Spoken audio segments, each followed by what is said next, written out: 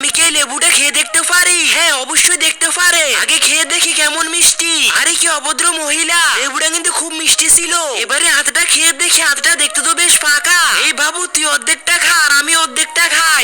খুবই ভালো লেগেছে। আরে ফাঁকা ডগডমর গুলো প্রথমবার দেখছি।